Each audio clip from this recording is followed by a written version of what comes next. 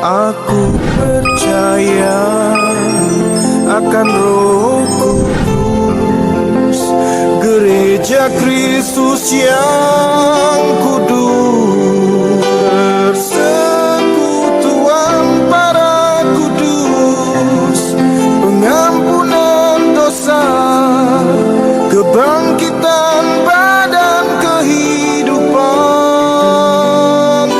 yang kekal.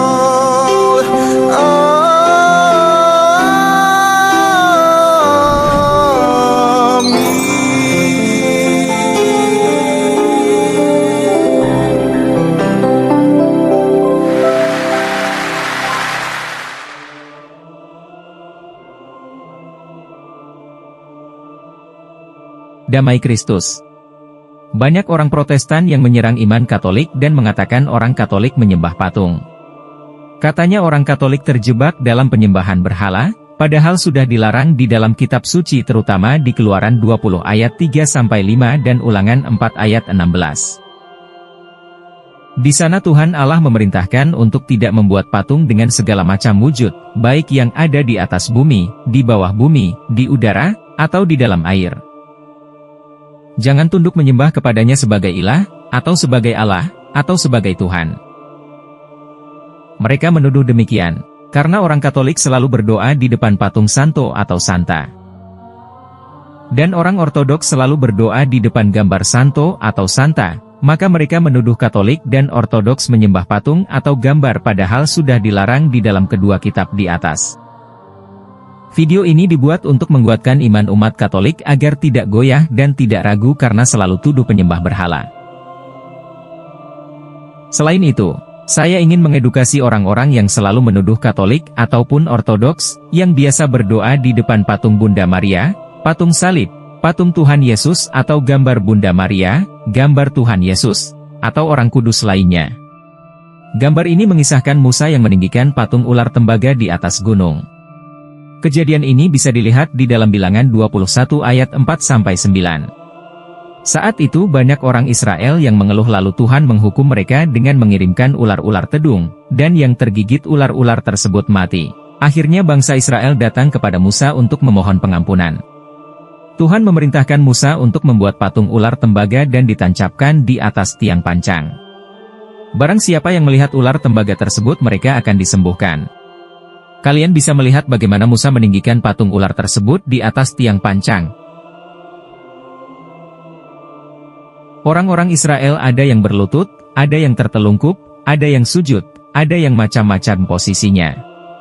Posisi-posisi itu bisa disalahartikan dengan menyembah atau memuja sebuah patung ular. Hal yang pertama, orang-orang bisa saja menganggap bahwa bangsa Israel menyembah berhala dan karena menyembah patung ular itu mereka sembuh. Menurut kalian apakah orang-orang Israel ini sedang menyembah berhala? Hal yang kedua. Ini penting. Berarti Tuhan lupa bahwa Dia pernah menurunkan perintah untuk jangan menyembah berhala, jangan membuat patung dengan wujud apapun di atas bumi, di udara, di bawah air, dan lain sebagainya. Kalau saya menggunakan cara berpikir kalian atau interpretasi kalian, berarti Tuhan itu pelupa. Tuhan lupa bahwa Dia pernah memberikan perintah untuk tidak membuat patung. Hal yang ketiga yang tidak kalah pentingnya.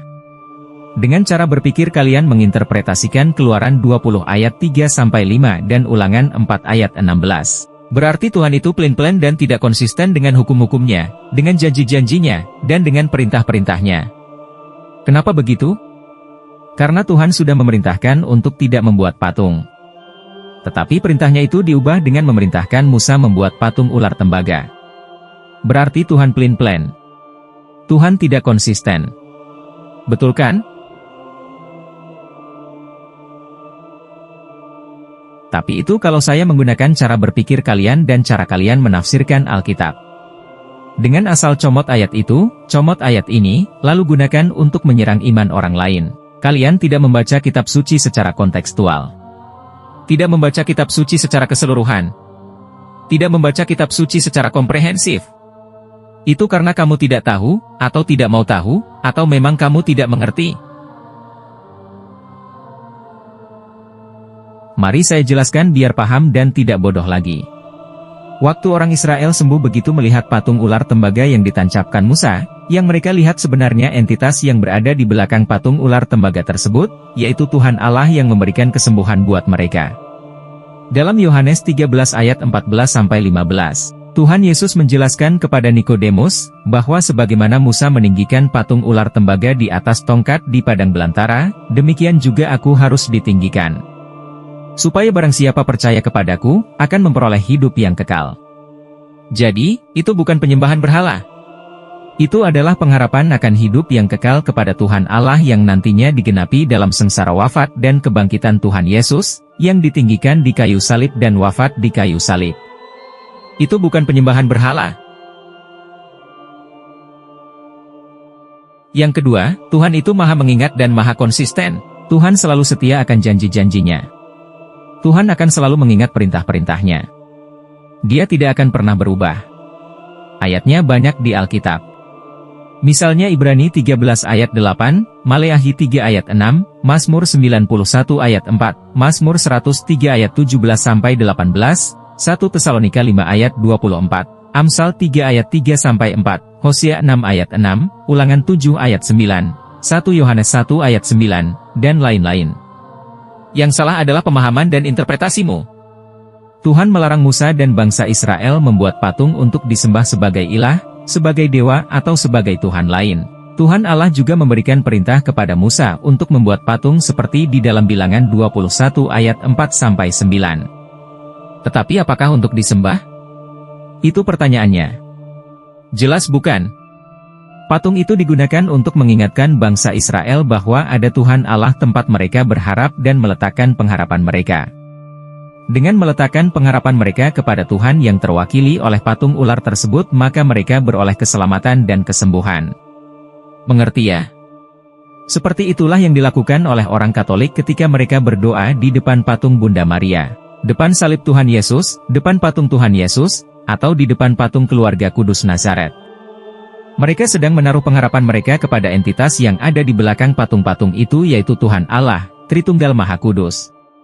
Mereka sedang berdoa dan berharap kepada Allah Tritunggal Maha Kudus. Mereka bukan berdoa dan berharap kepada patung. Mengerti ya? Bahkan di dalam kitab 2 Raja-Raja 18 ayat 4, patung ular tembaga yang dibuat oleh Musa itu dihancurkan oleh Hizkia, seorang raja Israel. Kenapa dihancurkan? Karena orang Israel menjadikannya berhala. Mereka membakar korban bagi patung ular itu yang namanya disebut Nehustan. Jadi, Hizkia menghancurkannya karena orang-orang Israel memuja patung ular itu sebagai ilah, dewa, dan Tuhan yang baru. Nah, ini baru penyembahan berhala namanya. Semoga dengan penjelasan ini, kalian mengerti. Namun saya mengasihi kalian dan terus mendoakan kalian. Tuhan Yesus memberkati.